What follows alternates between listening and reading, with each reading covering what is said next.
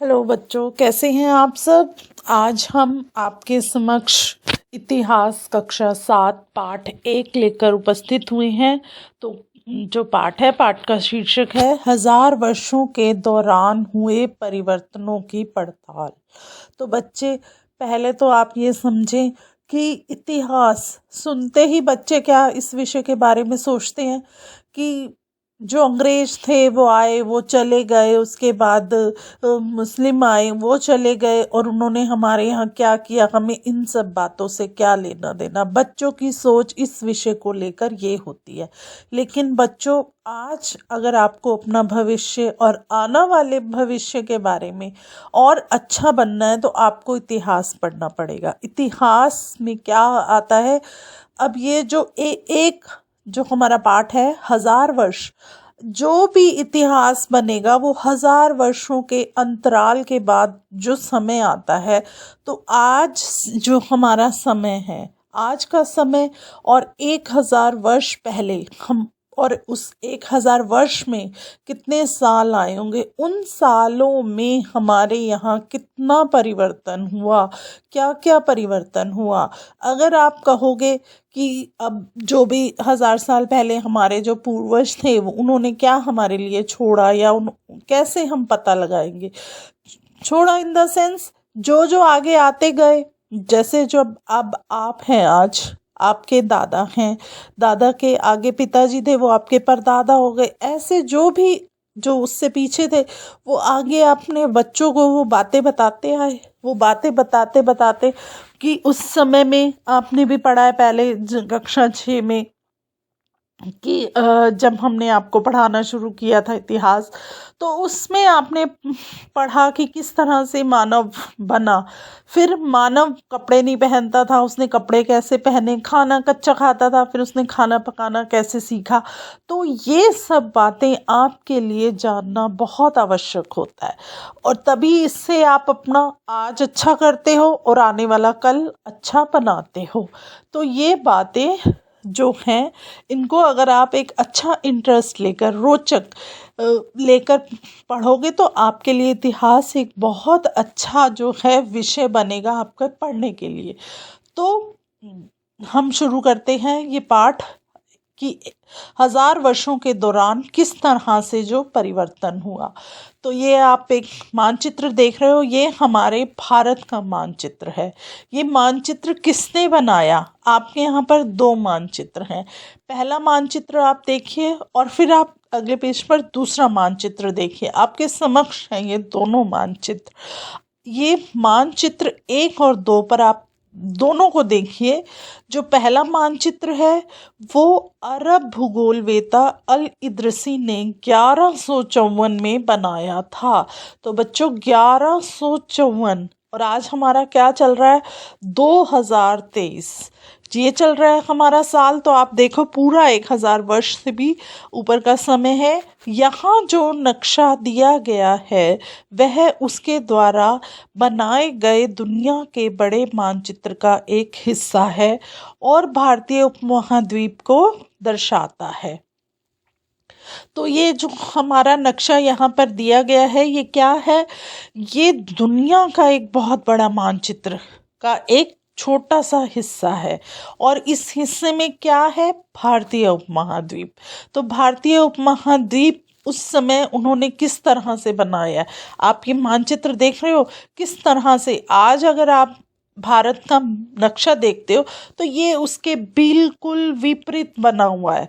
आप देख रहे हैं ना, आपको समझ ही नहीं, आप बोलेंगे नहीं कि ये नक्शा देखकर, मानचित्र 1 अगर आप देखते हैं तो आप कहेंगे ही नहीं कि ये भारत का मानचित्र है, क्योंकि बिल्कुल ही अलग बनाया गया है। इसमें जैसे अब आज के समय का जो मानचित्र है उसमें क्या आता है, उसमें है सबसे नीचे श्रीलंका होता है, तो सबसे जो ऊपर है हमारा जम्मू कश्मीर दर्शाया गया है। लेकिन इसमें क्या दिखाया गया है, इसमें जो है सबसे ऊपर श्रीलंका दिखाया गया है और नीचे वो साइडों में सागर महासागर, इसमें सब कुछ होश पोश है, आपको नहीं समझ आ रहा है। लेकिन आप हमारे आज के समय का आप देखो कैसे इसमें बदलाव हुए, ये सब आप इस इतिहास में पढ़ेंगे, इस पाठ में आप पढ़ेंगे। तो मानचित्र 2 जो है वो एक फ्रांसीसी मानचित्रकार ने 1720 में बनाया था। पहला कब बना हमारा मानचित्र? 1154 में। और दूसरा मानचित्र हमारा कब बना? 1720 में। तो दोनों में ही कितना अंतर है, आपको ये अंतर देखने से पता लग रहा है। जो पहला मानचित्र था वो अल इर्दसी के नक्शे में दक्षिण भारत उस जगह पर है जहां हम आज उत्तर भारत को ढूंढेंगे, और श्रीलंका का द्वीप ऊपर की तरफ है। मैंने आपको अभी बताया ना कि पहले मानचित्र में श्रीलंका का जो द्वीप है वो उसमें ऊपर दिखाया गया है, जबकि हमारे जो फ्रांसीसी मानचित्रकार थे उन्होंने जो नक्शा बनाया उसमें उन्होंने श्रीलंका का द्वीप है जो वो नीचे की तरफ बनाया है। जगहों के नाम अरबी में दिए गए हैं और उनमें कुछ जाने पहचाने नाम भी हैं, जैसे उत्तर भारत का जो है उत्तर प्रदेश का नाम कन्नौज है। मानचित्र 2 पहले मानचित्र के बनने के लगभग 600 वर्ष बाद बनाया गया। इस काल अवधि में उपमहाद्वीप के बारे में सूचनाएं काफ़ी बदल गई थी। यह नक्शा हमें ज़्यादा परिचित लगेगा। उसमें विशेषकर तटीय इलाकों के बारीक ब्यौरे देखकर आश्चर्य होता है। यूरोप के नाविक तथा व्यापारी अपनी समुद्र यात्रा के लिए इस नक्शे का इस्तेमाल किया करते थे। तो बच्चों, आपने देखा पहला मानचित्र, उसमें अगर आप नाम देखेंगे तो वो नाम आपको समझ ही नहीं आएंगे, क्योंकि वो भाषा दूसरी अरबी भाषा में लिखे गए हैं। और जबकि आप मानचित्र 2 देखोगे तो इसमें क्या है, इसमें नाम इंग्लिश में लिखे गए हैं और ये आपको समझ भी आ रहा है। और इसमें पहले मानचित्र से दूसरे मानचित्र के जो हैं नाम भी काफ़ी अलग हैं, और इसका बनाया भी वो उन्होंने बिल्कुल ही अलग है। जैसे उत्तर भारत का नाम पहले मानचित्र में क्या था, उत्तर प्रदेश का नाम उन्होंने कन्नौज लिखा हुआ था। तो कन्नौज आज भी अगर आप किसी से पूछेंगे तो वो कहेगा कि उत्तर प्रदेश कन्नौज है। तो आज भी लोगों को ये कैसे पता लगा, ये इन मानचित्रों के में जो नाम लिखे गए हैं उनके बारे में लिखा। और आज भी अगर आप देखते हैं ना, आज भी अगर आप कुछ राजनीति से जुड़े हुए पिक्चर देखते हैं, जैसे अभी कुछ टाइम पहले जम्मू कश्मीर के ऊपर एक पिक्चर आई थी, तो उसमें क्या था कि किस तरह से वो एक पक्षी के अंदर एक इंस्ट्रूमेंट फिट कर देते हैं और वो पक्षी उड़ता है, तो वो देखते हैं कि किस तरह से वहाँ पे गतिविधि हो रही है। तो हवाई अड्डों पर किस तरह से जो निगरानी रखने के लिए करते हैं, तो वो नक्शों की सहायता से ही जो आप पिक्चरों में आप अच्छी तरह से देखते हैं, तो वहाँ पर आपको क्या दिखाते हैं, जितनी भी आर्मी की पिक्चर आती हैं, जैसे अब आपने बॉर्डर पिक्चर देखी, और भी बहुत से समय समय पर पिक्चरें आती हैं जो भी हमारे यहाँ के समय में लड़ाइयाँ हुई हैं उनके ऊपर जो है फिल्म बनाई जाती है। तो उस फिल्मों में आप देखते हैं कि जैसे अब एक भुज फिल्म आई थी, बॉर्डर है, उसमें आप देखते हैं ना, आर्मी ऑफिसर्स मैप के सहारे ही चलते हैं, मानचित्र के सहारे ही जो है वो अपने टारगेट फिक्स करते हैं। तो ऐसे ही क्या था, उस समय में भी देखो युद्ध होते थे, और उस समय में जो था व्यापार एक दूसरे देश में। आज के समय में तो आप क्या है कि कहीं पे आपने करना है, अगर आपने जैसे यहाँ से अमेरिका जाना है, फ़्लाइट से चले जाओगे, उस समय पर ये सब साधन नहीं होते थे, तो समुद्री यात्रा समुद्र के सहारे ही जो है, और वैसे अगर होता था तो हर एक के पास एक मानचित्र होता था जो भी व्यापार करने के लिए जाता था, कि कौन सा रास्ता हमें छोटा पड़ेगा, किस रास्ते से हम जल्दी जाएंगे, और ये सब चीज़ें वो मानचित्र साथ लेकर चलते थे। तो मानचित्र 2 जो है उस समय से इसीलिए चलते आ रहे हैं। मानचित्र हमें आप आज के समय में आप क्या करते हो, आपके पास स्मार्टफोन है, स्मार्टफोन में भी आप लगा लेते हो ना कि हमें रास्ता बताए, तो आप अपना वो ऑन कर लेते हो। आप फ़ोन में नेविगेशन को ऑन कर लेते हो कि आपने कहाँ जाना है, तो आप उसी जगह पर पहुंच जाते हो। तो वो नेविगेशन भी एक मानचित्र ही होता है, आपको रास्ता दिखाता रहता है। तो ये मानचित्र जो हैं इसीलिए बने थे कि हमें अपने लिए और भी अच्छा, हमारे लिए वो साबित हुए कि हमें कहीं जाने के लिए आसानी हो गई, और हमारे आसपास कौन सा क्षेत्र लगता है उसके बारे में, और कितना हिस्सा हमारा समुद्र से घिरा हुआ है, कितने में जंगल है, ये सब हमें किससे देखने को मिला? मानचित्र से। आगे देखते हैं। लेकिन अब भीतरी इलाकों पर नज़र डालें, क्या इनमें भी उतने ही ब्यौरे हैं जितने समुद्र तट वाले हिस्से में? गंगा के मार्ग को देखें, इसे किस तरह से दर्शाया गया है।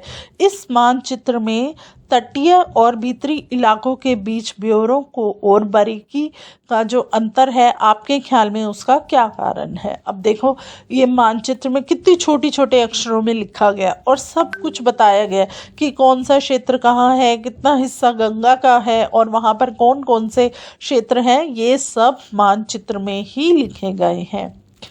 इतनी ही महत्वपूर्ण एक और बात यह है कि दूसरे युग तक मानचित्र अंकन का विज्ञान भी बहुत बदल गया था।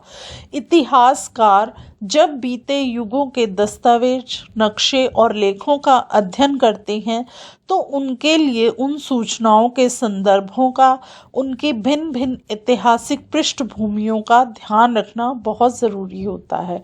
तो बच्चों, आप देख रहे हो ना कि जैसे अब आज आप 20 साल पहले का भी कोई मानचित्र उठाओगे तो आप क्या देखोगे? आज के समय में भी वो जगह परिवर्तित होती जा रही है। तो हर एक इतिहासकार जो भी हुआ, उसने पुरानी चीज़ों को ही देखकर आगे का इतिहास बनाया।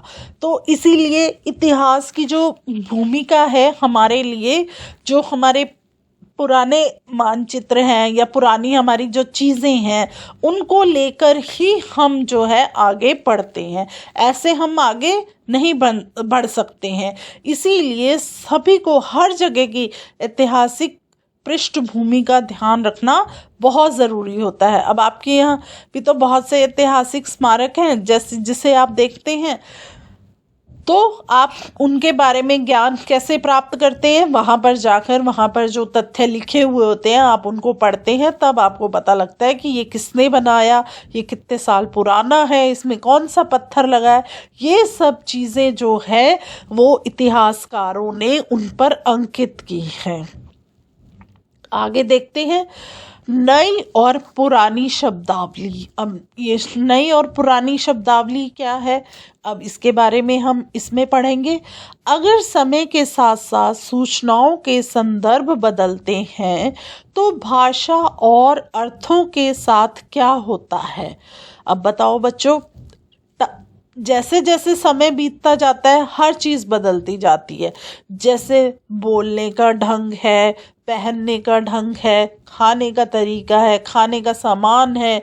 अब पहले समय में क्या होता था कि खाने के लिए क्या था, पहले आप अपने बुज़ुर्गों से जो आपके घर में हो उनसे पूछो, बर्गर, पिज़्ज़ा, उन्होंने कभी इन चीज़ों का नाम ही नहीं सुना होगा। और उस समय पर पहले समय में कौन सी भाषा बोली जाती थी? पहले समय में हिंदी भाषा बोली जाती थी या उर्दू भाषा बोली जाती थी, संस्कृत भाषा बोली जाती थी। अब धीरे धीरे क्या है, भाषा का भी आ गया। फ़ारसी भाषा थी, संस्कृत थी, अब क्या हो गया, हिंदी भाषा है, पंजाबी भाषा है, हिमाचली भाषा, कितनी भाषाएं आ गई हैं। और आज के समय में आप क्या है, फ्रेंच पढ़ रहे हैं, जर्मन पढ़ रहे हैं, सब तरह की भाषाओं का आपको ज्ञान है। हर क्षेत्र की भाषा जो है वो अलग अलग आ जाती है। हरियाणवी है, जैसे हरियाणा की, तो बिहार की भाषा अलग है। ऐसे हर क्षेत्र की भाषा भी हमारे यहाँ पर अलग है। तो उन अलग अलग भाषाओं को किस तरह से संयोगा गया, किस तरह से उनको वो किया, वो ये शब्दावली के अनुसार। अब जैसे आपके पास भी डिक्शनरी होती हैं, डिक्शनरी में क्या होता है, हिंदी के वर्ड को इंग्लिश में बताया होता है, संस्कृत के वर्डों को भी हिंदी में बताया होता है। तो ऐसे अगर आपको शब्दों के अर्थ देखने होते हैं तो आप क्या करते हो, आप डिक्शनरी लेते हो। वोकैबुलरी में यही सब दिखाया गया होता है ना कि शब्द अर्थ आप पढ़ते हो जैसे, तो वो उसके बारे में हम अब आगे पढ़ेंगे। अगर समय के साथ साथ सूचनाओं के संदर्भ बदलते हैं तो भाषा के अर्थों के साथ क्या होता होगा। ऐतिहासिक अभिलेख कई तरह की भाषाओं में मिलते हैं और ये भाषाएं भी समय के साथ साथ बहुत बदली हैं। उदाहरण के लिए मध्य युग की फारसी आधुनिक फारसी भाषा से भिन्न है। यह भिन्नता सिर्फ व्याकरण और शब्द भंडार में ही नहीं आई, समय के साथ शब्दों के अर्थ भी बदल जाते हैं। तो अब आप इससे क्या समझे कि उस समय जो था कि शब्दों को क्या कहा जाता था, उनके अर्थ भी आज के समय में बदल गए हैं। तो मध्य युग में क्या था, फारसी थी। फारसी भाषा जो थी वो क्या थी, आधुनिक भाषा से भिन्न थी। आज की समय की फारसी भाषा और मध्य युग के फारसी भाषा में भी बहुत अंतर था। और फिर यह भिन्नता सिर्फ व्याकरण और शब्द भंडार में ही नहीं आई, उनके अर्थ भी बदले गए। यानी उस समय में जो शब्द भंडार में अर्थ थे वो आज के समय में उन शब्दों के वो अर्थ बिल्कुल ही अलग दिखाए गए हैं। उदाहरण के लिए हिंदुस्तान शब्द ही लीजिए, आज हम इसे आधुनिक राष्ट्रीय राज्य भारत के अर्थ में लेते हैं। तो बच्चों पहले क्या होता था, पहले भारत को हम क्या बुलाते थे, हिंदुस्तान। आज क्या है, आज सब बोलते हैं भारत, इंडिया, ये सब बुलाते हो ना हिंदुस्तान। अब बहुत पुराने जो हमारे लोग हैं वो हिंदुस्तान बोलते हैं, हम हिंदुस्तान से आए हैं, हम हिंदू हैं। लेकिन आज के अब अगर आप आज के समय के बच्चों से पूछोगे तो आप कौन सी देश में रहते हो, हम इंडिया, हम भारत में रहते हैं, ऐसे बोलते हो ना आप सब। आप कोई भी नहीं बोलता ना हम हिंदुस्तान में रहते हैं। तो आगे देखिए, 13वीं सदी में जब फारसी के इतिहासकार मिन्हाज ए सिराज ने हिंदुस्तान शब्द का प्रयोग किया था तो उसका आशय पंजाब, हरियाणा और गंगा यमुना के बीच में स्थित इलाकों से था। उसने इस शब्द का राजनीतिक अर्थ में उन इलाकों के लिए इस्तेमाल किया जो दिल्ली के सुल्तान के अधिकार क्षेत्र में आते थे।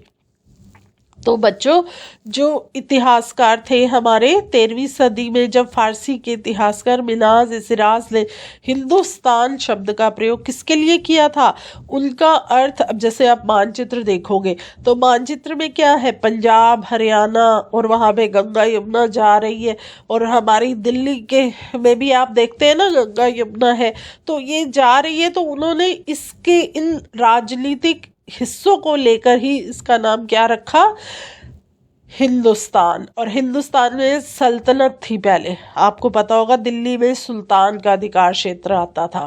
तो जो सुल्तान थे उन्होंने इसे शब्द दिया था हिंदुस्तान।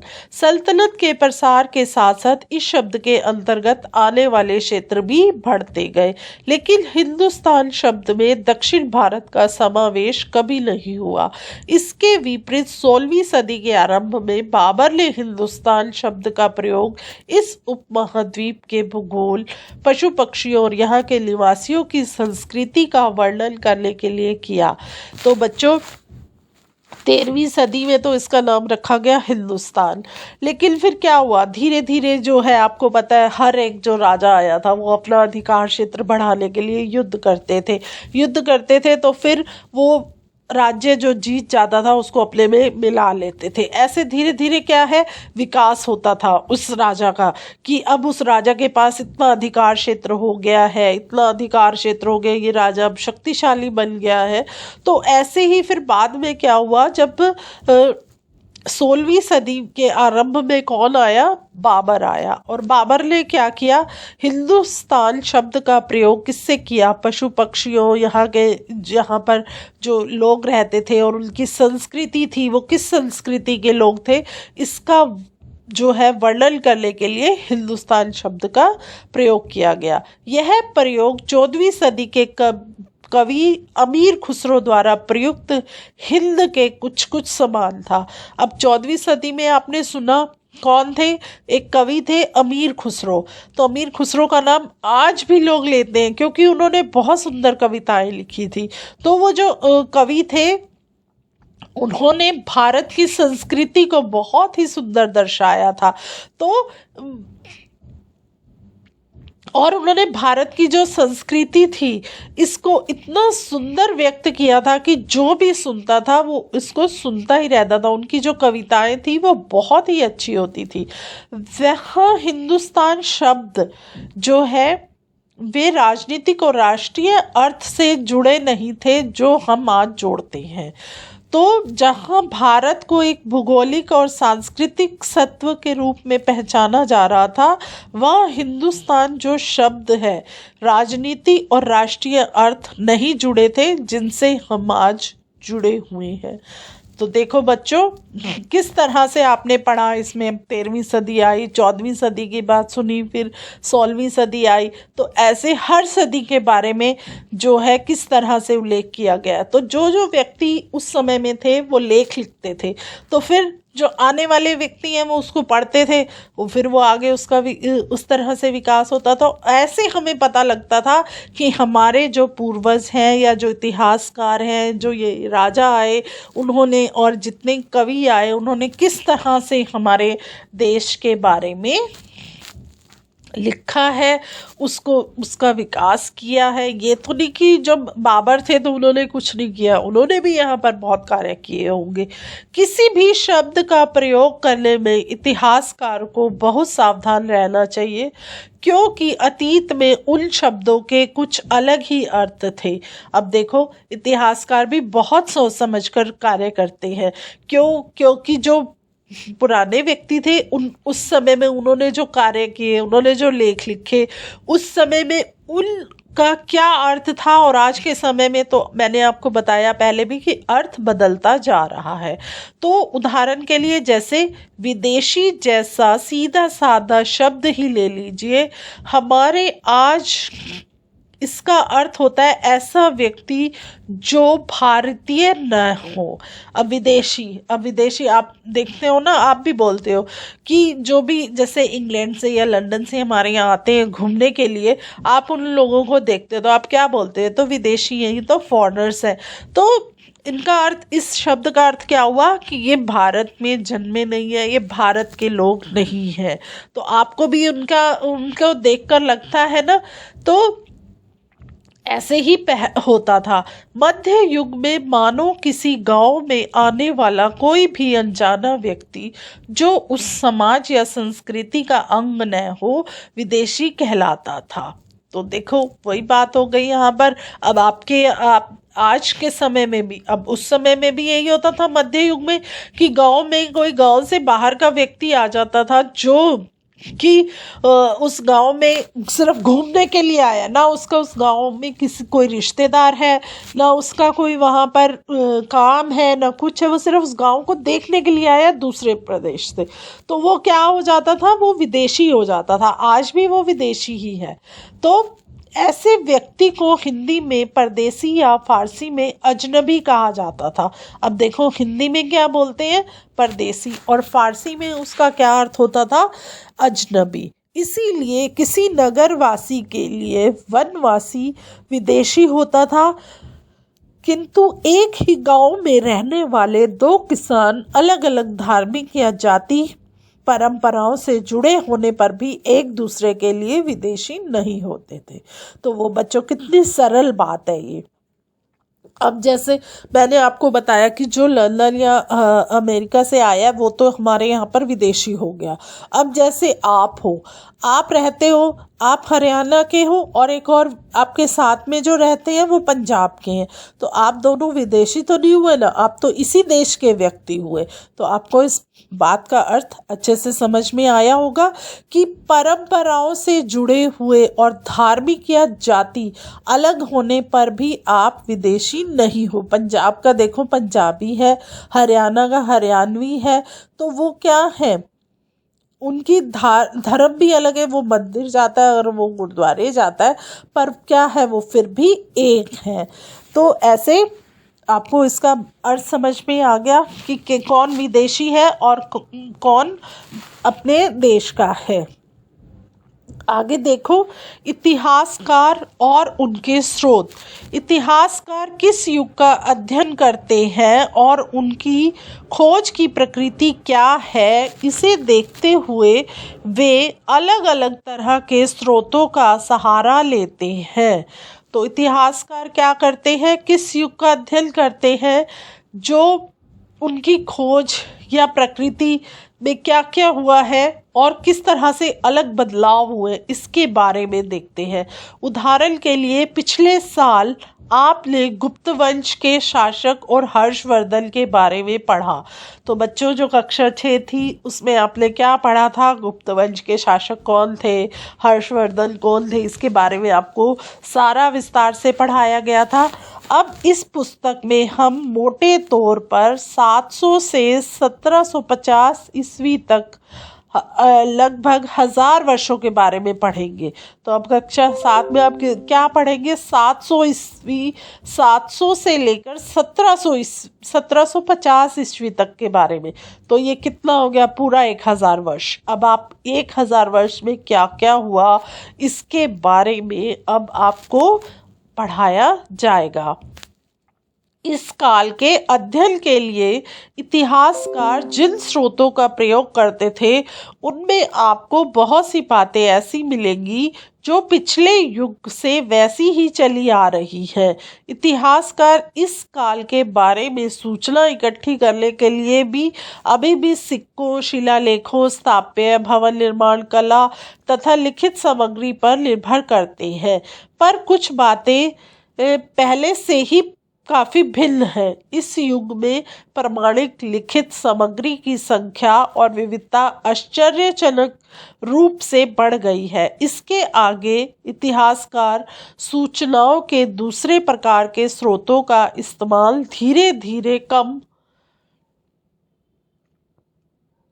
करने लगे। तो बच्चों, क्या है कि ये हमारी जो है 700 से 1750 ईस्वी तक का जो समय था, इसके बारे में हम पढ़ेंगे। तो क्या होता है, इतिहासकार क्या करते हैं, जो स्रोत होते हैं, जैसे अब आपने देखा कि हमारे यहाँ पर नोटबंदी हुई। तो नोटबंदी में क्या था, वो जो नोट थे, अब क्या हुआ, कुछ लोगों ने वो संभाल कर रखे कि हम आने वाले जो है हमारे पोता पर पोती, इन सबको दिखाएंगे कि पहले हमारे यहाँ पर ऐसे नोट चलते थे, तो अब ऐसे हो गए हैं। तो इतिहासकार भी ऐसे ही खोज किया करते थे कि उस समय पर कौन से सिक्के चलते थे, कौन सी मुद्रा चलती थी। सिक्के, मुद्रा मतलब उस समय पर किस तरह के पैसों से व्यापार किया जाता था और कौन सी चीज़ें हमारे यहाँ पर बनाई जाती थी।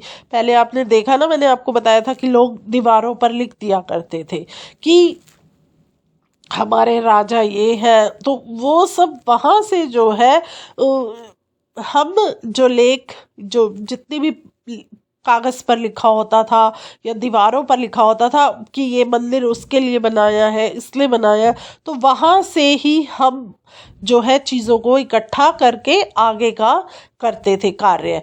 तो ऐसे ही आज के समय में और पिछले समय में क्या अंतर है, वो इस तरह से इतिहासकार ढूंढते थे। इस समय के दौरान कागज़ क्रमशः सस्ता हो गया था और बड़े पैमाने पर उपलब्ध होने लगा था। तो क्या हुआ था कि पहले तो जैसे आपने देखा था कि स्याही नहीं मिलती थी कि लिखे कैसे, लोगों को यही नहीं पता होता था कि लिखना कैसे है। धीरे धीरे जब लिखना शुरू किया तो दीवारों पर लिखा या पत्थर से लिखते थे, घिसते थे। तो अब फिर क्या हुआ कि उनको कागज़ मिलने लग गए। तो कागज़ क्या था, अब थोड़ा सस्ता भी था और बहुत मात्रा में भी कागज़ बनाना लोग सीख गए थे। तो फिर उन्होंने कागज़ पर लिखना शुरू किया। लोग धर्म ग्रंथ, शासकों के वृत्तांत, संतों के लेखन तथा उपदेश, अर्जियां, अदालतों के दस्तावेज, हिसाब तथा करों के खाते आदि लिखने में इसका उपयोग करने लगे। धनी व्यक्ति, शासक, जनमत तथा मंदिर पांडुलिपियां एकत्रित किया करते थे। इन पांडुलिपियों को पुस्तकालयों तथा अभिलेखागार में रखा जाता था। इन पांडुलिपियों द्वारा तथा दस्तावेजों से इतिहासकार को बहुत सारी विस्तृत जानकारी मिलती थी, मगर साथ ही इनका उपयोग कठिन है। अब जब कागज मिलने लगे और कागज सस्ते हो गए तो लोगों ने अपना कार्य किस पर करना शुरू कर दिया, कागजों पर। जैसे अदालत में भी आप देखते हो कागजी कार्रवाई होती है। और फिर कहीं भी आपने कुछ करना है, आज के समय में तो आप कंप्यूटर पर फटाफट मेल कर देते हो, उस समय में क्या हुआ, उन्होंने कागज पर ही काम करना शुरू किया। तो किस तरह से अपना हिसाब किताब है सब कुछ वो किस पर करते थे, कागज पर लिखकर एक कॉपी बना लेते थे और फिर वो उस पर जो है इकट्ठा कर कर और फिर क्या हुआ, जैसे जब ग्रंथ लिखे गए उन ग्रंथों को, अब आज के समय में भी आप देखते हो लाइब्रेरी है, उस समय में भी लाइब्रेरीज होती थी तो वहाँ पर उनको रखा जाता था और लोग जाकर वो पढ़ते थे कि हमारा इतिहास क्या था या रामायण कैसे लिखी गई और ये सब, रामायण में क्या हुआ, महाभारत में क्या हुआ। आजकल तो आपने देख लिया कि टीवी पर ही आप देखते हो, पर उस समय में क्या था, लोग पढ़ते थे। तो वो सब पढ़ने के लिए क्या करते थे, लाइब्रेरी पुस्तकालय में जाते थे। तो समझ में आ गया ये आपको। आगे देखते हैं। उन दिनों छापे खाने तो नहीं थे, इसीलिए लिपिक या नकल निवीस हाथ से ही प्रतिलिपियों की प्रतिकृति बनाते थे। अब क्या था, छापे खाने मतलब छापे खाने किसको बोल रहे हैं, वो फोटोस्टेट। आज के समय में तो आप फोटोस्टेट करवा लेते हो, कोई भी चीज़ होती है तो कितनी जल्दी से आप फोटोस्टेट करा लेते हो, वो कितना आसानी से एक के आप 10 पेज निकलवा लेते हो। तो उस समय पर ये सब नहीं होता था, ये सब क्या है, हाथ से लिखा जाता था। जो पढ़े लिखे लोग होते थे वही इसको हाथ से लिखकर और इनकी कॉपियां बनाते थे। अगर आपने कभी किसी मित्र के गृह कार्य की नकल उतारी है तो आप जानते होंगे यह काम आसान नहीं है। समझ में आया कि जब आप जैसे 3-4 दिन आप स्कूल नहीं गए, आप स्कूल भी जा रहे हो, आपको टीचर ने क्वेश्चन दे दिए कि आप क्वेश्चन ढूंढे, इनके आंसर आपने स्वयं लिख लिए, तो आप क्या करते हैं, बहुत से बच्चे तो खुद कोशिश करके लिखते हैं और कुछ बच्चे अगर सोचे ना कि हम तो नहीं लिख रहे, अपने मित्र से पूछते हैं तुमने लिख लिया, वो कह देगा हाँ लिख लिया, तो आप कहेंगे कॉपी दे दीजिए, हम फटाफट देखकर लिख लेते हैं। तो आप देख रहे हैं उस बच्चे की राइटिंग कैसी है, उसने कैसे लिखा है, आपको वहाँ से देखकर लिखने में कितनी दिक्कत होती है ये आप समझ सकते हैं इस चीज़ को। तो उस समय में भी जो है लिपिक थे वो कैसे दस्तावेजों को पढ़ते थे और फिर लिखते थे, वो उनके लिए कितना मुश्किल कार्य होता था। क्योंकि उस समय पर क्या उन्होंने किस राइटिंग में लिखा है उसको समझना कितना दिक्कत वाला होता था। तो यही बात इसमें बताई गई आपको। तो अब आप ये चित्र देख रहे हैं कि वो किस तरह से देखकर और उतार रहे हैं। अब इसके साथ में लिखा हुआ है चित्र 1। यह एक लघु चित्र की प्रतिकृति है जिसमें एक लिपिक किसी प्रतिलिपि की नकल कर रहा है। इस चित्र का आकार सिर्फ 10.5 सेंटीमीटर या 1 सेंटीमीटर है। इस छोटे आकार के कारण इसे लघु चित्र या मिनिएचर कहा जाता है। आप देख रहे हैं ना इस चित्र में आपको, तो वो कभी कभी चित्रों का जो है प्रयोग लेख में आई प्रतिलिपियों की स्पष्टता प्रदान करने के लिए किया जाता है। ये इतने सुंदर होते थे कि आगे चलकर संग्रहकर्ता अक्सर इन चित्रों को प्रतिलिपियों से अलग करके बेचने लगे थे। तो देखो अब कितना सुंदर चित्र है ये, और किस तरह से वो उसमें से देखकर उसको उतार रहे हैं, उनको कितनी दिक्कत आ रही होगी। ऐसे ही अगर आप किसी बच्चे की कॉपी लाते हैं और आप नकल करते हैं तो आपको भी पता है ना कितनी दिक्कत का सामना करना पड़ता है। अब आप यह देख रहे हैं एक और चित्र अगले पेज पर, इसमें देखिए लिखावट की, इस चित्र 2 के बारे में बताया गया। लिखावट की भिन्न प्रकार की शैलियों के कारण फारसी और अरबी पढ़ने में कठिनाई हो सकती थी। नस्तक्लिक लिपि बाई ओर से वर्ण जोड़कर धारा प्रवाह रूप से लिखे जाते थे। फारसी अरबी के जानकारों के लिए इस लिपि का पढ़ना आसान होता था। अब देखो बच्चों, जो ये भी लिपियां होती थी, अब हम तो लिखते हैं ना सीधी तरफ से लिखते हैं और उल्टी तरफ से, जैसे आप राइट हैंड से लिख रहे हो तो अक्षर आप कैसे लिखते हो, उस समय पर क्या होता था, बहुत ही कठिनाई होती थी।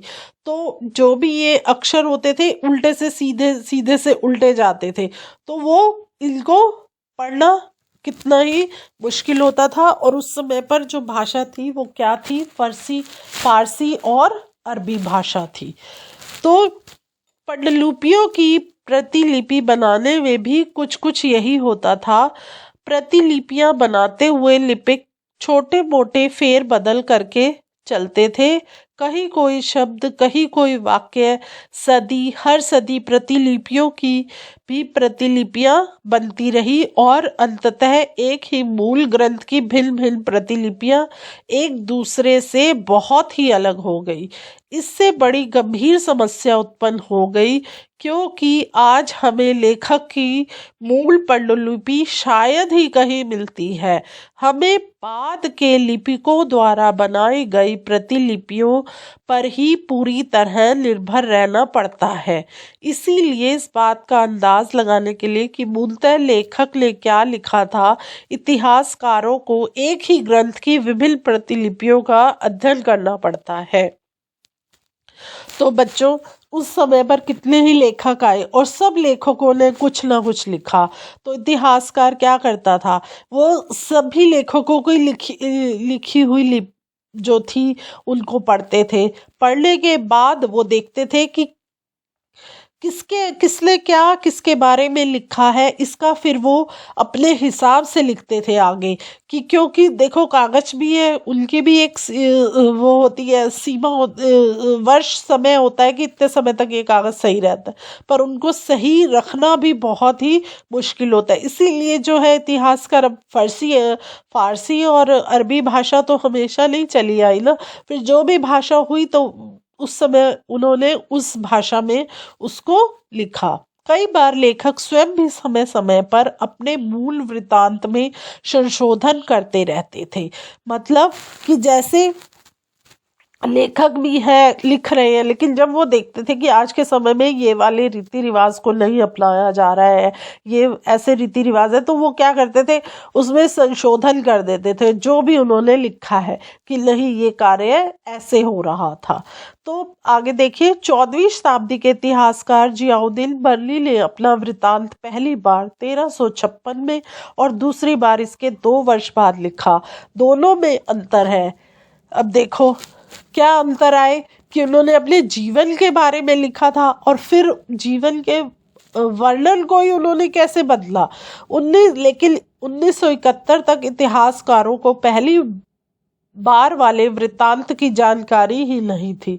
क्यों नहीं थी? क्योंकि उन्होंने उसको बिल्कुल ही बदल दिया तो वो उनके सामने जो आया उन्होंने उसको ही सामने रखा। यह पुस्तकालयों के विशाल संग्रहों में कहीं दबा पड़ा था। मतलब जैसे पुस्तकालयों में होता है ना, और पुस्तकें आती रहती है, तो जो पुरानी पुस्तकें होती है वो बिल्कुल नीचे चली जाती है, जो शायद बहुत कम बार होता है कि नहीं जी आज हमें सारे पुराने वो खोजने हैं।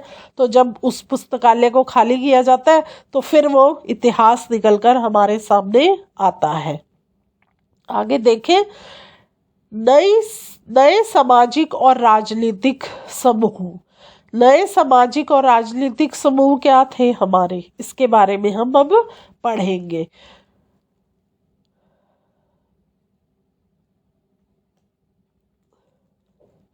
सन 700 और 1750 के बीच के 1000 वर्षों का अध्ययन इतिहासकारों के आगे भारी चुनौती रखता है। मुख्य रूप से इसलिए कि इस पूरे काल में बड़े पैमाने पर और अनेक तरह के परिवर्तन हुए। इस काल में अलग अलग समय पर नई प्रौद्योगिकी के दर्शन होते हैं, जैसे सिंचाई में रहट, कताई में चरखे और युद्ध में अगले अस्त्रों बारूद वाले हथियार का इस्तेमाल। इस उपमहाद्वीप में नए तरह का खान पान भी आया, आलू, मक्का, मिर्च, चाय और कॉफ़ी। ध्यान रहे कि ये तमाम परिवर्तन, नई प्रौद्योगिकी और फसलें उन लोगों के साथ आए जो नए विचार भी लेकर आए। परिणाम स्वरूप यह काल आर्थिक, राजनीतिक, सामाजिक और सांस्कृतिक परिवर्तनों का भी काल रहा। अध्याय 5, 6, 7 में आप इनमें से कुछ और के बारे में भी जानेंगे। तो बच्चों, जो ये 1000 वर्ष थे, इसमें कितना ही परिवर्तन हुआ। आपने देखा कि किस तरह से जो है सच्चाई के साधनों में परिवर्तन हुआ, कि पहले कैसे लोग सिंचाई करते थे। पहले लोग, आपने देखा ना, कि बारिश पर ही निर्भर रहते थे कि बारिश होगी तो क्या होगा, हमारी फसल हो जाएगी, हम खाना खा लेंगे। अगर बारिश नहीं हुई तो सूखा पड़ जाता था, लोगों को बहुत ही मुश्किल से अपने जो है जीवन को व्यतीत करना पड़ता था। लेकिन इस सदी में क्या हुआ, इसमें धीरे धीरे जो है लोगों ने तरक्की करी और उन्होंने सच्चाई के लिए साधनों को जुटाया। और फिर जैसे पहले लोग कपास की जो है कटाई करते थे, हाथों से करते थे, कपास से किस तरह से वो कपड़ा बनाते थे।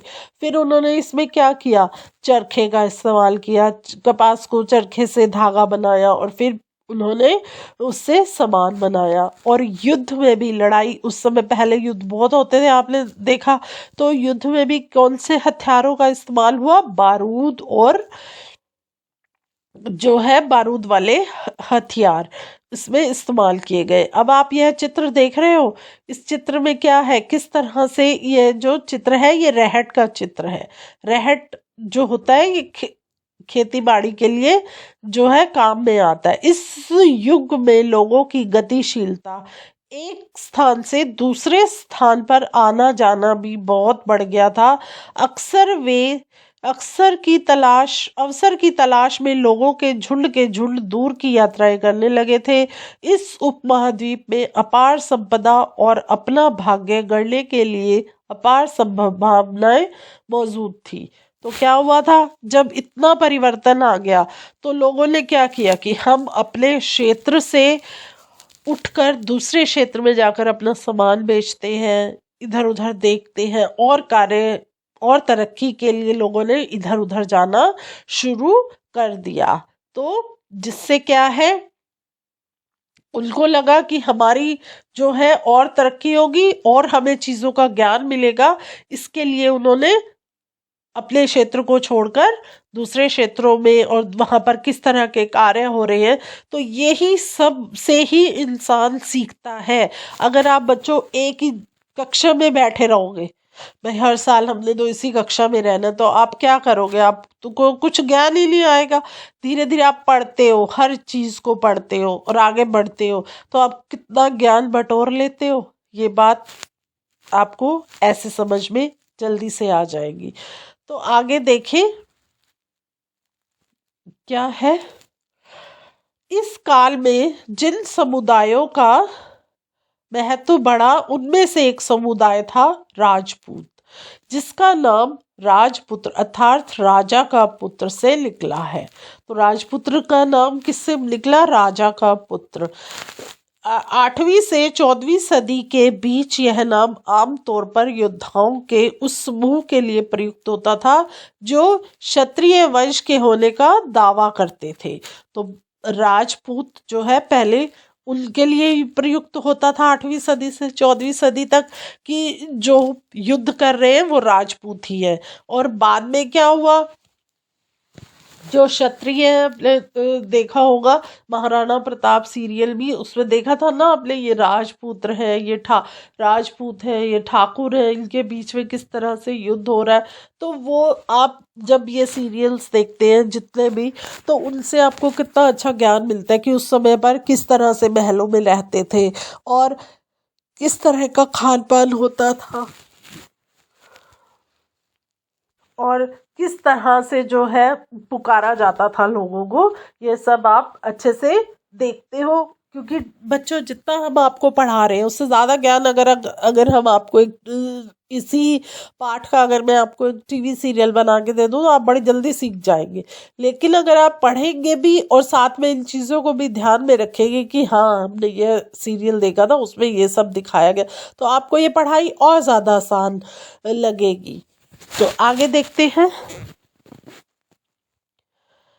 राजपूत शब्द के अंतर्गत केवल राजा और सामंत वर्ग ही नहीं बल्कि वे सेनापति और सैनिक भी आते थे जो पूरे उपमहाद्वीप में अलग अलग शासकों की सेनाओं में सेवारत थे। कवि और चारण राजपूतों की आचार संहिता, प्रबल पराक्रम और स्वामी भक्ति का गुणगान करते थे। इस युग में राजनीतिक दृष्टि से महत्व हासिल करने के अवसरों का लाभ मराठा, सिख, जाट, अहोम और कायस्थ, मुख्यतः लिपिकों और मुंशियों का कार्य करने वाली जाति आदि समूहों ने भी उठाया। तो बच्चों क्या था, कवि और जो राजपूत थे वो क्या होते थे, पराक्रमी होते थे, स्वामी भक्त होते थे। और इसके बाद क्या है, क्या कौन आए, मराठा आए, सिख आए, जाट आए, अहोम आए, कितने आगे आगे जो है हमारा जाति वर्ग बढ़ता ही चला गया। इस पूरे काल के दौरान क्रमशः जंगलों की कटाई हो रही थी और खेती का इलाका बढ़ता जा रहा था। तो इस समय में क्या था, लोगों को खेती करनी आ गई थी, उनके पास खेती करने के साधन आ गए थे, तो उन्होंने क्या किया, जंगलों की कटाई शुरू कर दी और वहां पर खेती करनी शुरू कर दी। पर्यावास में परिवर्तन के कारण कई वनस्पतियों को मजबूर होकर अपना स्थान छोड़ना पड़ा और कुछ और वनवासी जमीन की जुताई करने लगे और कृषक बन गए। अब क्या हुआ कि जो जंगल में वनवासी थे उनको वो जगह अपनी उनकी जंगलों की चली गई, तो वो क्या करने लग गए, फिर वो भी जमीन में जुताई करने लगे और किसान बन गए।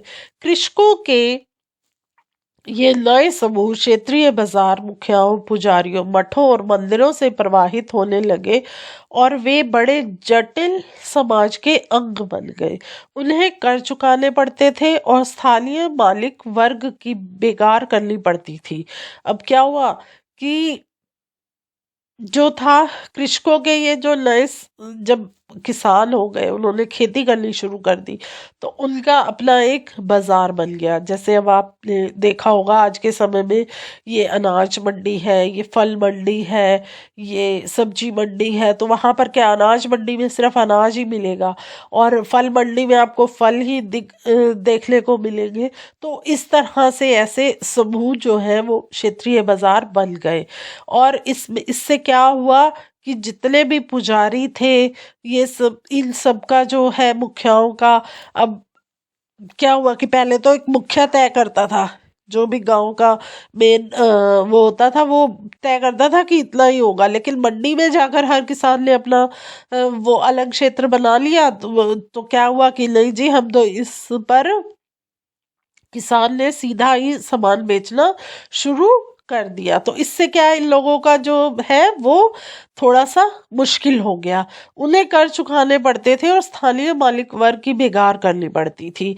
अब क्या होता था कि वो जैसे सरपंच से सुना आपने, जो जमीन में बड़े बड़े जो गांव में बड़े बड़े लोग होते थे वो उनसे कर लेते थे कि हमें बीज लाना है, हमें पैसे दे दो, तो वो पैसे देते थे, ब्याज लेते थे। तो फिर धीरे धीरे ऐसे लोगों को समझ आने लगी कि हमें अपना जो है वो अपनी आर्थिक स्थिति को सुधारना है, तो हमें ऐसे कार्य करना है। तो आगे देखिए, कुछ लोग मवेशी भी पालते थे और कुछ लोग खेती से खाली समय में दस्तकारी आदि का भी कुछ काम लेते थे। अब कुछ लोग जो हैं गाय भैंसे पालते थे और कुछ लोग क्या करते थे, जब खेती, जैसे अब सारा दिन तो वो खेती नहीं करते थे ना, कुछ समय होता है कि हाँ हमने फसल लगा दी है, हमें सिर्फ इसकी देखभाल करनी है, थोड़ी देर के लिए खेतों में जाना है, तो फिर वो उस समय पर दस्तकारी मतलब हाथ के काम करने लग जाते थे। जैसे जैसे समाज में अंतर बढ़ने लगे, लोग जातियों और उपजातियों में बटे जाने लगे और उनकी पृष्ठभूमि और व्यवसाय के आधार पर उन्हें समाज में ऊंचा या नीचा दर्जा दिया जाने लगा। पहले तो देखो लोगों को समझ नहीं थी, फिर धीरे धीरे लोगों को समझ आने लगी, तो फिर उन्होंने क्या किया, अपना जाति वर्ग बांट लिया। ऊंच नीच का जो है समय, उस समय पर जो है वो शुरू हो गया कि उच्च जाति वाले लोग ये कार्य करेंगे और निम्न जाति वाले लोग यह कार्य करेंगे। किसी जाति विशेष के सदस्यों के हाथों में कितनी सत्ता, प्रभाव और संसाधनों का नियंत्रण है, इसके आधार पर उसके दर्जे बदलते रहते थे।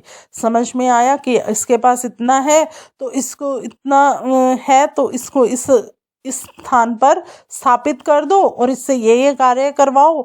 तो और इसके पास अगर पैसे नहीं है तो इसको इस जगह पर रखो और इससे ये कार्य करवाओ। एक ही जाति का किसी क्षेत्र में कोई दर्जा हो सकता था और किसी अन्य क्षेत्र में कोई और। समझ में आ गया कि जाति प्रथा भी उस समय पर शुरू हो गई थी। अपने सदस्यों के व्यवहार के नियंत्रण करने के लिए जातियां स्वयं अपने अपने नियम बनाती थी। इन नियमों का पालन जाति के बड़े बुजुर्ग जो है की सभा करवाती थी और जिसे कुछ इलाकों में जाति पंचायत कहा जाता था। लेकिन जो है जातियों को अपने निवास के गांवों के रिवाजों का पालन भी करना पड़ता था। इसके अलावा कई गांवों पर मुखियाओं का शासन होता था।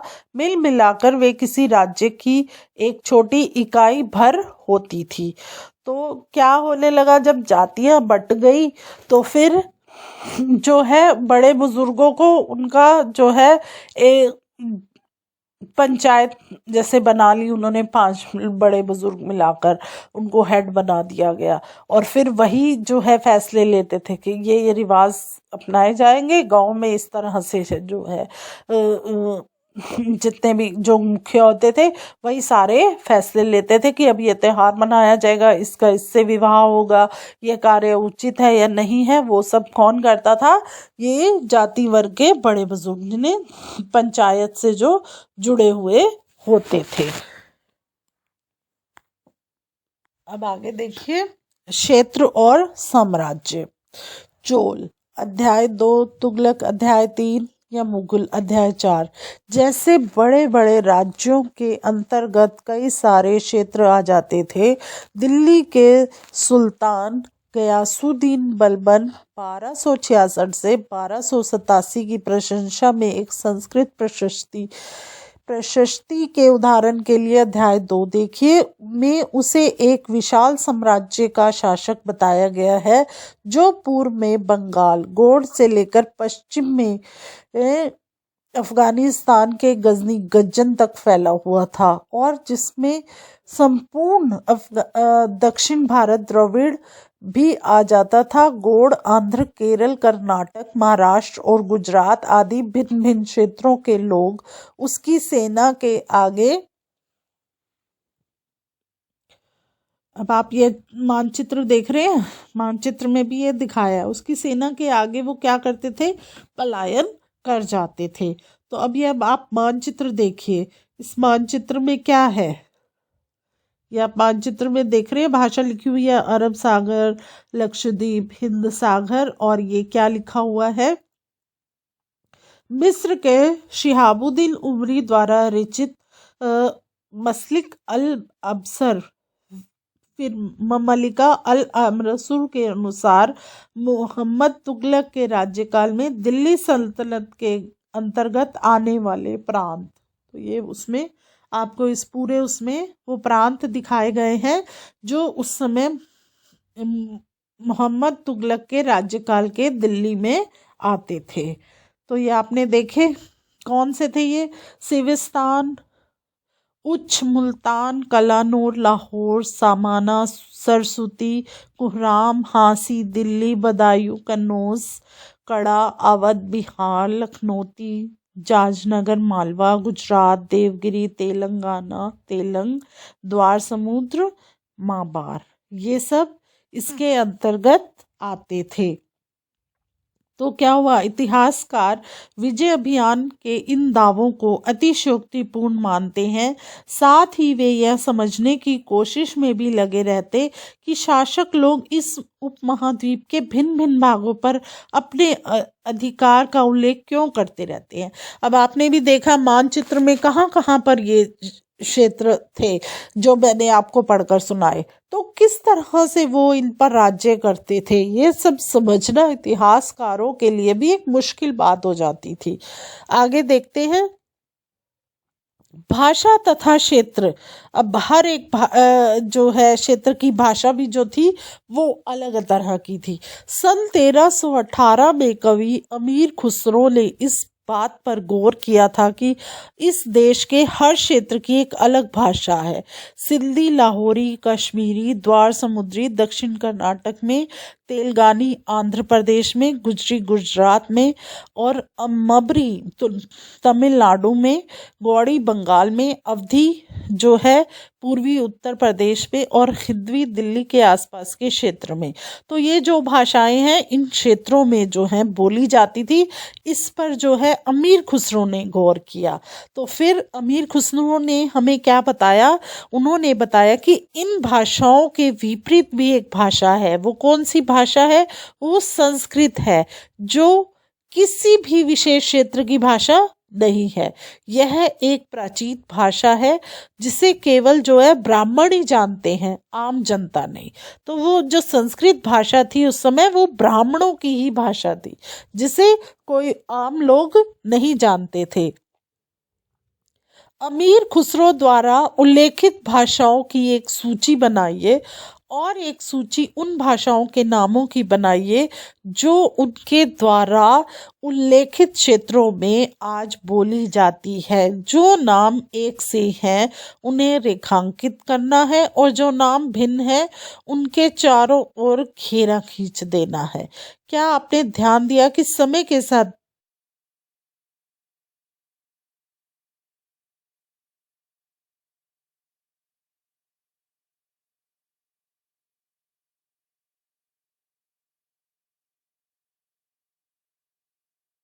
भाषाओं के नाम भी बदल दिए गए? तो ये आपने देखा कि किस क्षेत्र में क्या भाषा बोली जाती थी। और फिर जो ब्राह्मण थे उनकी एक ही भाषा थी सबकी, वो क्या थी? संस्कृत भाषा।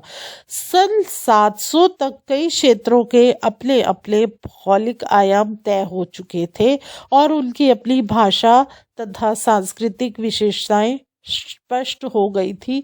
अध्याय 9 में आपको इनके बारे में अधिक जानकारी मिलेगी, क्योंकि जैसे जैसे समय बढ़ता गया तो क्या हुआ, हर एक क्षेत्र ने अपनी भाषा सीमित कर ली, अपनी जो सांस्कृतिक विशेषताएं हैं उनको जो है वो कर लिया कि हमारे यहाँ पर तो ये कार्य होंगे।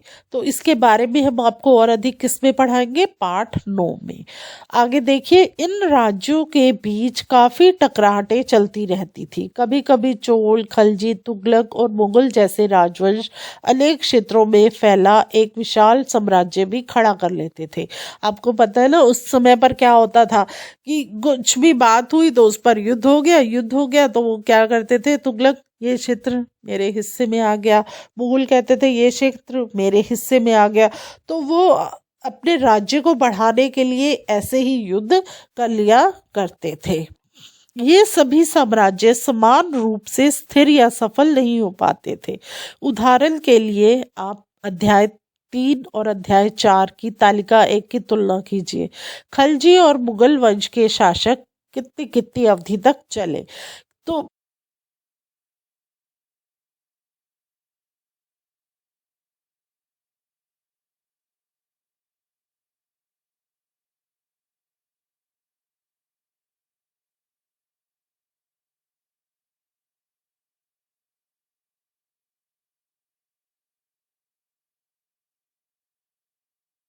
ये अपना लंबा समय भी नहीं व्यतीत कर पाते थे, क्योंकि ये जो लड़ाई करते रहते थे तो इससे क्या होता था, इनका अपना ही पतन ज्यादा होता था। 18वीं सदी में मुगल वंश पतन के ढलान पर था। फलस्वरूप क्षेत्रीय राज्य फिर से उभरने लगे। अध्याय 10 में इसके बारे में आप पढ़ोगे। लेकिन वर्षों से जो सर्व क्षेत्रीय राज्यों का शासन चल रहा था उससे क्षेत्रों की प्रकृति बदल गई थी। उन पर कई छोटे बड़े राज्यों का शासन चलता रहता था और उन राज्यों की बहुत सी बातें इस उपमहाद्वीप के अधिकतर भाग पर फैले इन क्षेत्रों को विरासत में मिली थी।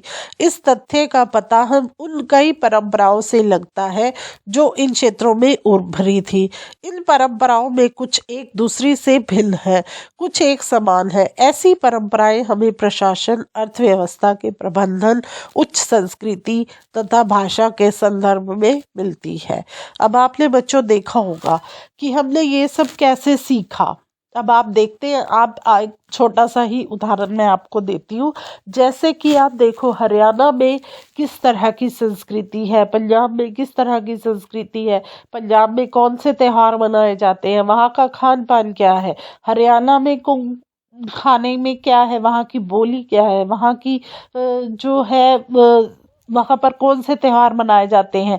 एक हमारा दिल्ली ऐसा प्रदेश है जहाँ पर सब बाहर के प्रदेशों से आए हुए लोग रहते हैं और सब तरह की संस्कृति का पालन होता है। तो उस समय पर भी ऐसा ही हुआ कि लोगों ने देखा कि ये संस्कृति अच्छी है, यहाँ के जो राजा हैं वो इस संस्कृति को पालन करने दे रहे हैं ऐसे, तो वो उसमें मिल जाते थे। तो इस तरह से जो है उस समय पर हर वक्त जो है चीज़ों का बदलाव बहुत जल्दी से होता था और भाषा भी जो है वो भी सबकी अलग अलग होती थी। तो फिर वो भाषाओं को भी उनको अपनाना पड़ता था।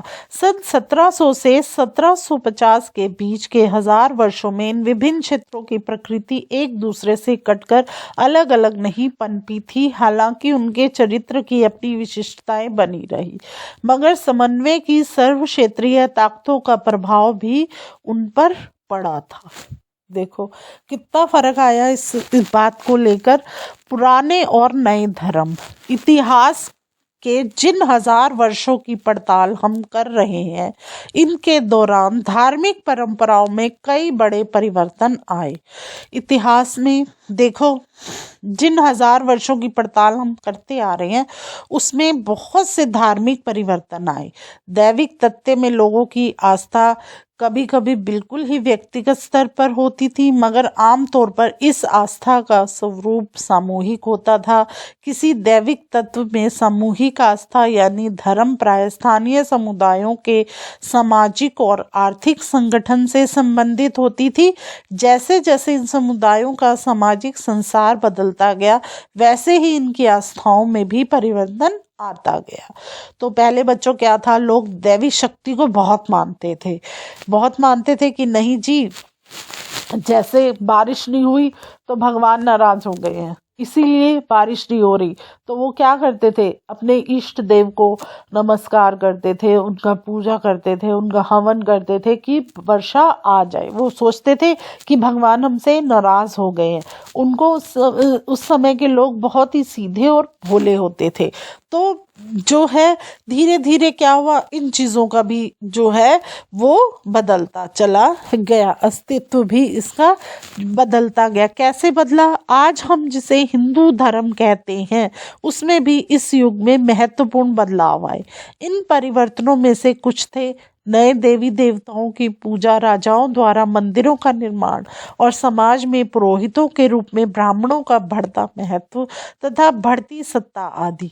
तो क्या हुआ, जिसे आज हम हिंदू धर्म कहते हैं उसमें कितना महत्वपूर्ण बदलाव आया कि पहले तो एक ही पूजा होती थी, लेकिन धीरे धीरे क्या हुआ, बहुत से देवी देवताओं की पूजा होने लगी।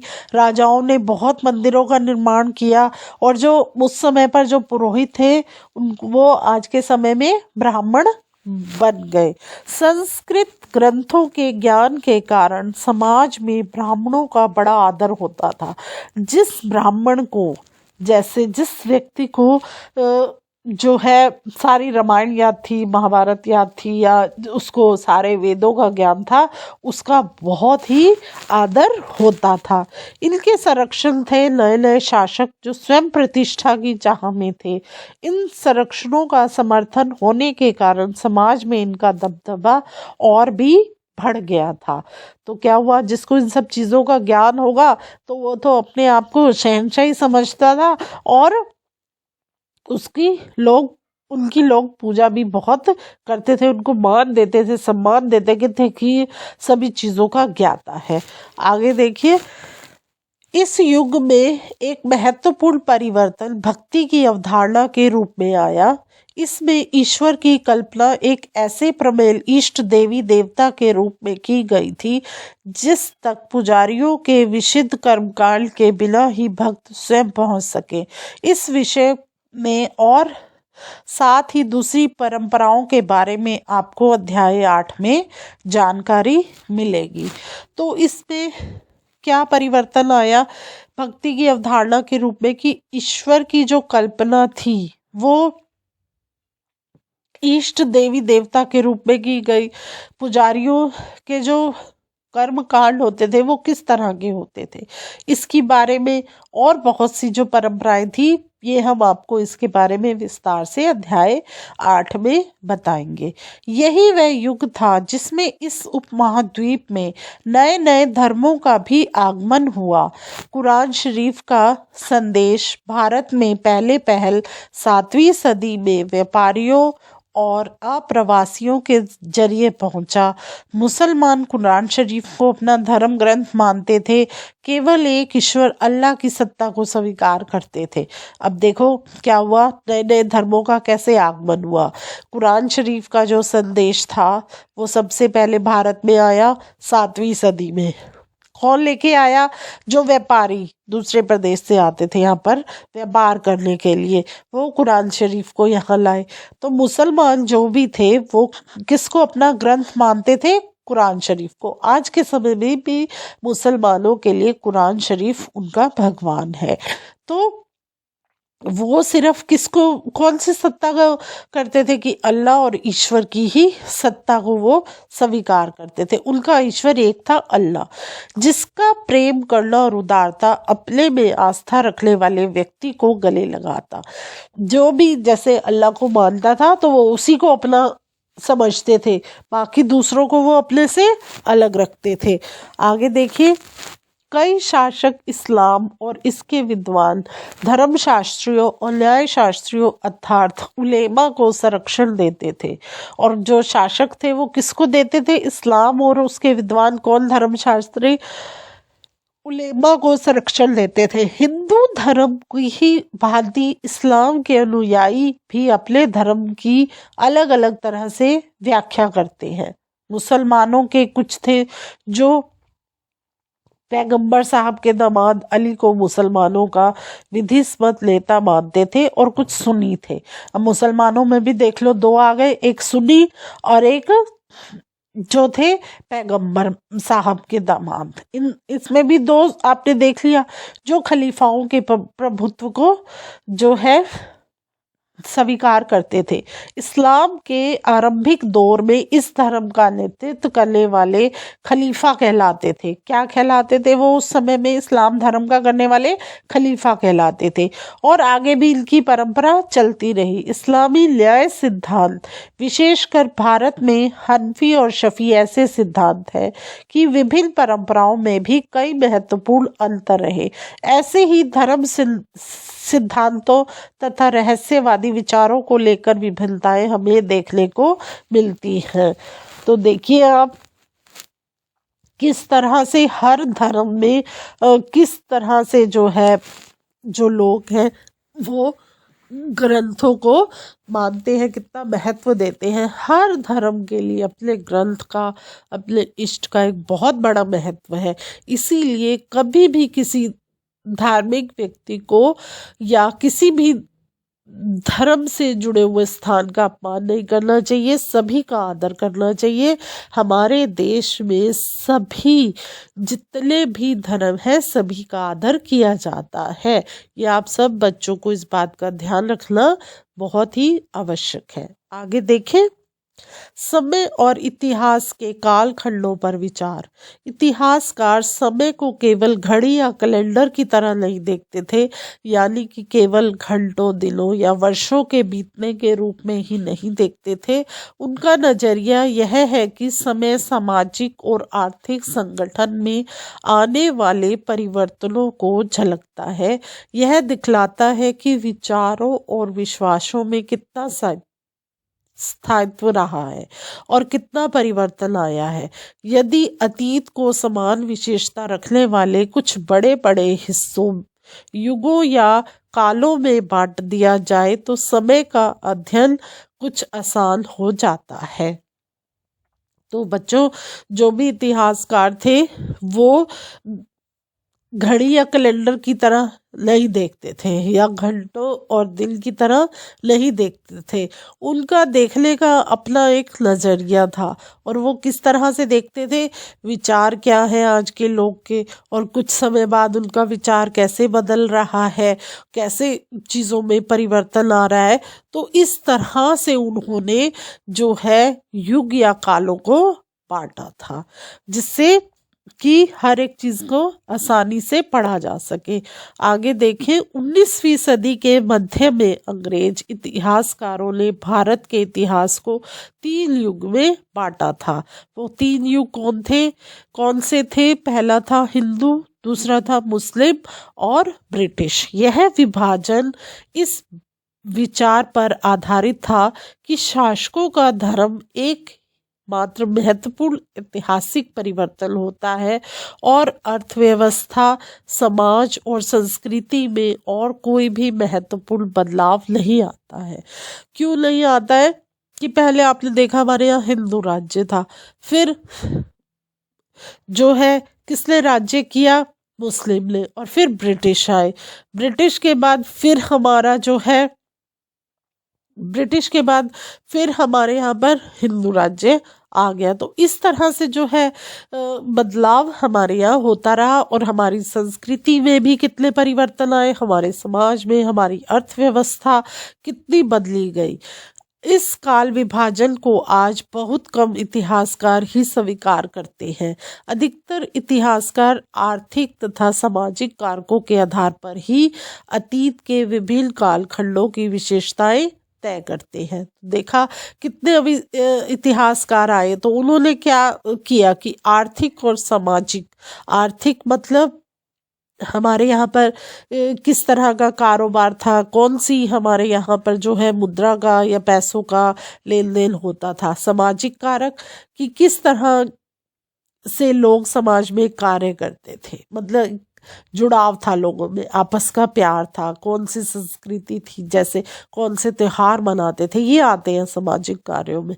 अतीत के विभिन्न कालखंडों की विशेषताएं वो तय करते हैं। पिछले साल आपने जो इतिहास पढ़े थे उसमें प्राचीन समाजों के कई प्रकारों का समावेश था, जैसे शिकार कैसे होता था, फिर कृषि कैसे शुरू हुई, फिर शहरों और गांवों में किस तरह के लोग रहने लगे और किस तरह से शहर बने और गांव कैसे थे। इन सब के बारे में आपने जो है पढ़ा। और फिर इस बार आप जो इतिहास पढ़ रहे हैं उसमें आप क्या पढ़ेंगे?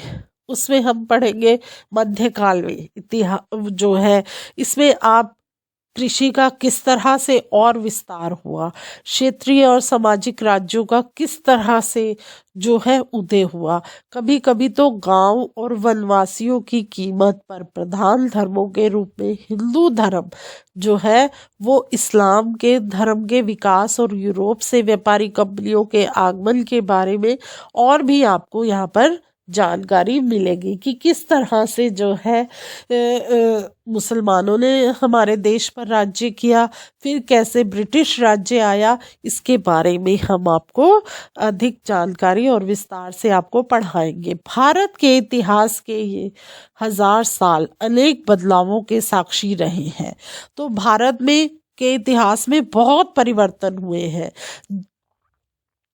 और ये सब परिवर्तन जो है इन सालों में आप पढ़ेंगे। आखिरी 16वीं और 18वीं शताब्दी 8वीं या 11वीं शताब्दियों से काफ़ी भिन्न थी।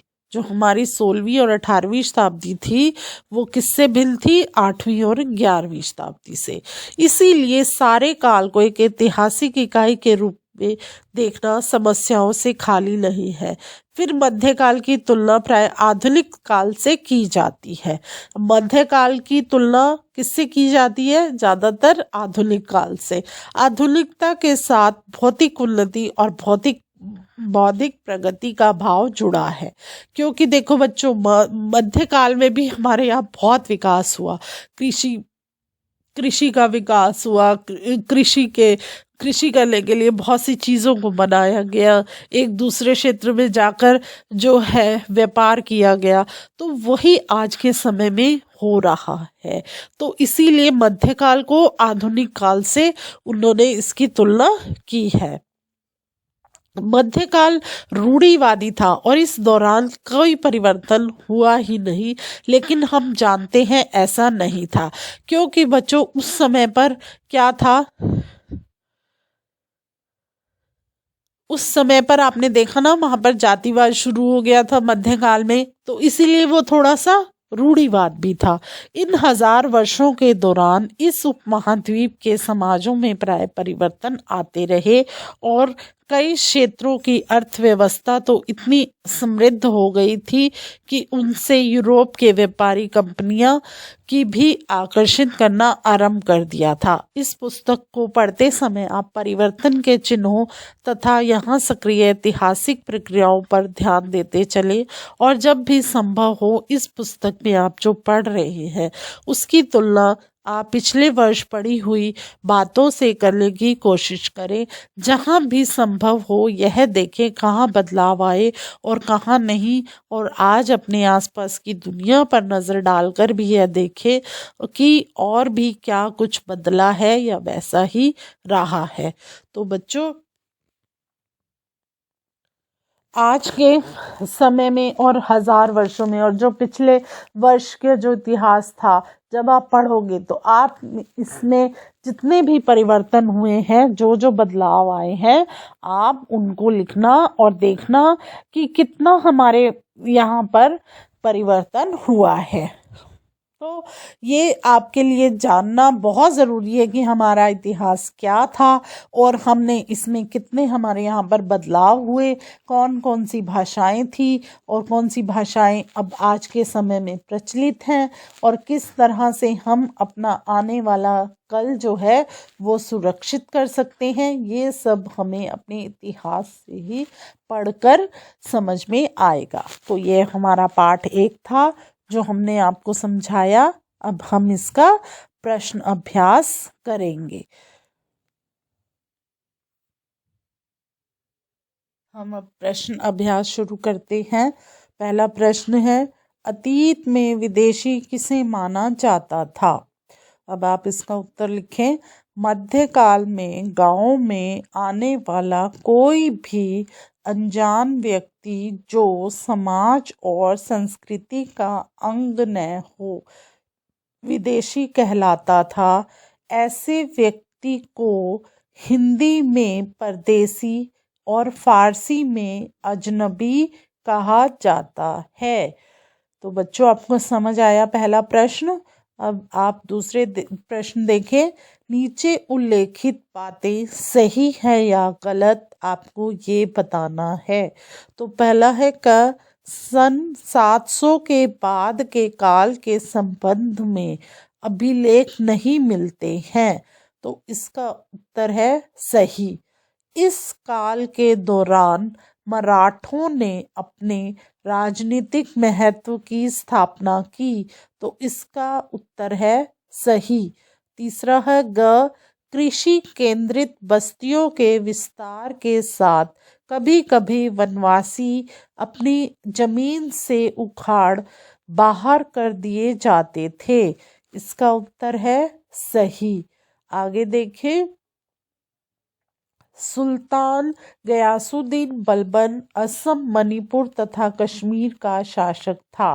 तो इसका उत्तर है गलत। अगला देखिए आप, तीसरा, रिक्त स्थानों को भरें। अभिलेखागारों में डैश रखे जाते थे। तो इसका उत्तर है दस्तावेज। अभिलेखागारों में दस्तावेज रखे जाते हैं। आगे देखिए, ख, डैश 14वीं सदी का एक इतिहासकार था। तो क्या है इसका उत्तर? जियाउद्दीन बरली 14वीं सदी का एक इतिहासकार था। आगे देखिए, ग, डैश डैश डैश डैश और डैश इस उपमहाद्वीप में इस काल के दौरान लाई गई कुछ नई फसलें। तो इसका उत्तर आप लिखें।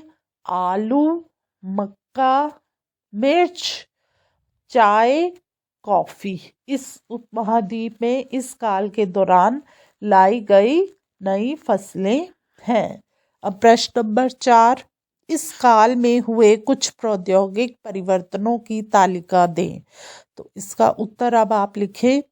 700 से 1750 के बीच के 1000 वर्षों में अलग अलग समय पर नई प्रौद्योगिकी का विकास हुआ, जैसे सिंचाई में रहट, कताई में चरखे और युद्ध में आग्नेयास्त्र जैसे बारूद वाले हथियार का प्रयोग शुरू हो गया था।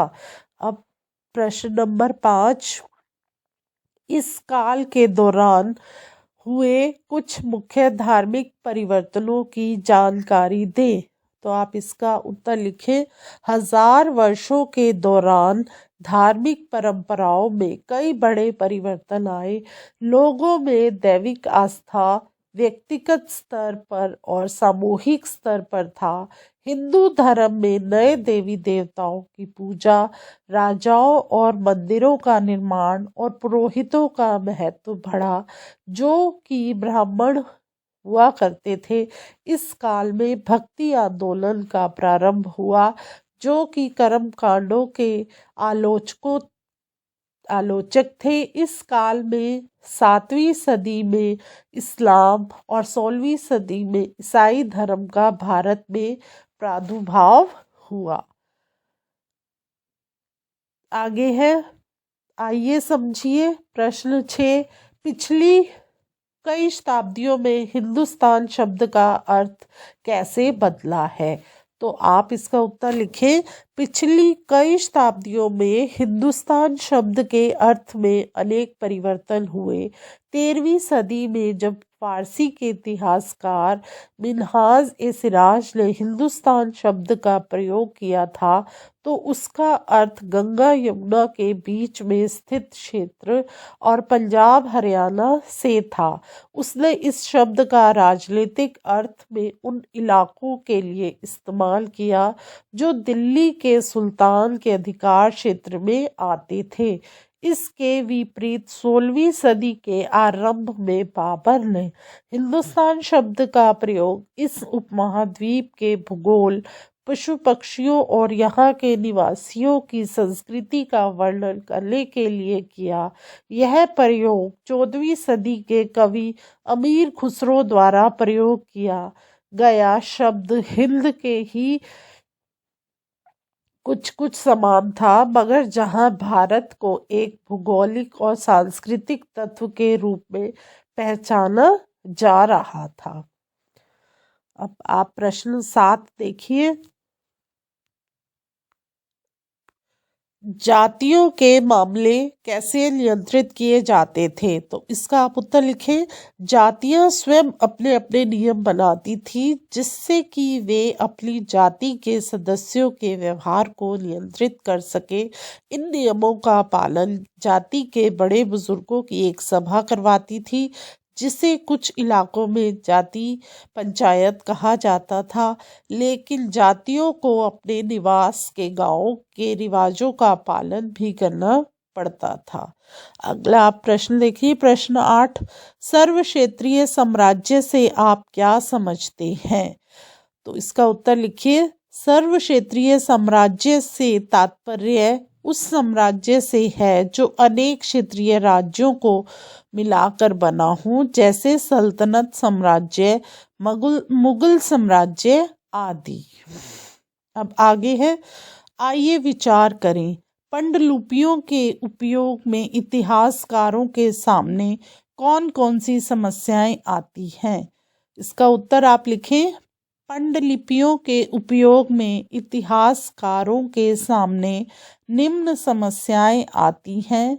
एक है, कई बार पांडुलिपियों की लिखावट को समझने में दिक्कत आती है। नंबर 2, आज हमें लेखक की मूल पांडुलिपि शायद ही कहीं मिले।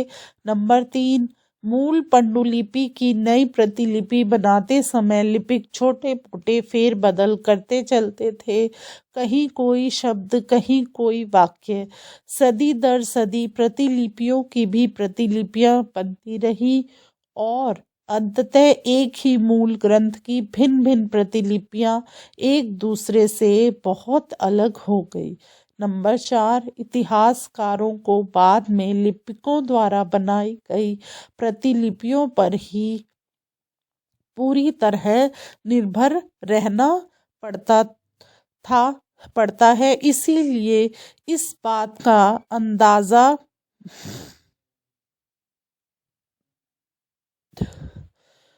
अंदाजा लगाने के लिए मूलतः लेखक ने क्या लिखा था, इतिहासकारों को एक ही ग्रंथ की विभिन्न प्रतिलिपियों का अध्ययन करना पड़ता है।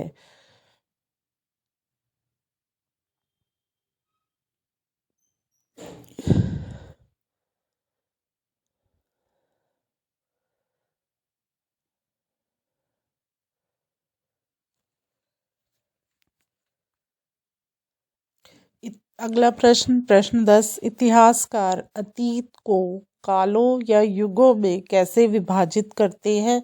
क्या इस कार्य में उनके सामने कोई कठिनाई आती है? इसका उत्तर लिखें। अधिकतर इतिहासकार आर्थिक तथा सामाजिक कारकों के आधार पर ही अतीत के कालखंडों की विशेषताएं तय करते हैं। इन आधारों पर इतिहास को प्राचीन, मध्य और आधुनिक कालों में बांटा गया है। काल क्रम को विभाजित करते समय इतिहासकारों के सामने यह समस्या उत्पन्न होती है कि वे किस महत्वपूर्ण घटना के बाद कालक्रम का विभाजन करें।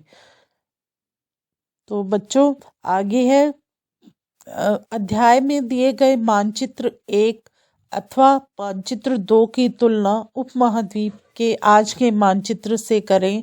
तुलना करते हुए दोनों के बीच जितनी भी समानताएं और असमानताएं मिलती हैं उनकी सूची बनाइए। मानचित्र 1 अरब भूगोलवेत्ता अल इद्रसी ने 1154 में बनाया था। मानचित्र 2 एक फ्रांसीसी मानचित्रकार ने 1720 में बनाया था। दोनों मानचित्र में कुछ समानता और असमानता थी। दोनों मानचित्र में समानता, इस मानचित्र में वर्तमान मानचित्र की भांति भारतीय उपमहाद्वीप को दर्शाया गया है। इस मानचित्र में कुछ जाने पहचाने नाम भी हैं, जैसे कन्नौज, सूरत आदि। असमानता, अल इद्रसी के नक्शे में दक्षिण भारत उस जगह है जहां आज हम उत्तर भारत देखते हैं और श्रीलंका का द्वीप ऊपर की तरफ है। जगहों के नाम अरबी में दिए गए हैं। यह मानचित्र आज के मानचित्रों से काफ़ी भिन्न है, लेकिन फ्रांसीसी मानचित्रकार के मानचित्र में आज के मानचित्र से थोड़ी सी भिन्नता है। जैसे बम्बई क्षेत्र और गुजरात क्षेत्र का मानचित्र आज से भिन्न है। आगे देखें, आप पता लगाइए कि आपके गांव या शहर में अभिलेख रिकॉर्ड कहाँ रखे जाते हैं। इन अभिलेखों को कौन तैयार करता है? क्या आपको यहाँ कोई अभिलेखागार है? उसकी देखभाल कौन करता है? वहाँ किस तरह के दस्तावेज संग्रहित हैं? उनका उपयोग कौन लोग करते हैं? तो आप इसका उत्तर लिखें। ग्रामीण क्षेत्रों के अभिलेख जिला मुख्यालय में रखे जाते हैं। इन अभिलेखों को विभिन्न भाग के कर्मचारी तैयार करते हैं तथा शहरों के अभिलेख नगर निगम कार्यालय में रखे जाते हैं और ऐतिहासिक अभिलेख को अभिलेखागारों में रखा जाता है। अभिलेखागार की देखभाल उसके अंदर नियुक्त कर्मचारियों द्वारा की जाती है। इनका उपयोग शोधार्थियों द्वारा अथवा विभिन्न विभागों द्वारा समय समय पर किया जाता है। तो बच्चों, यह हमारा प्रश्न अभ्यास था। आपको यह पाठ अच्छे से समझ में आया?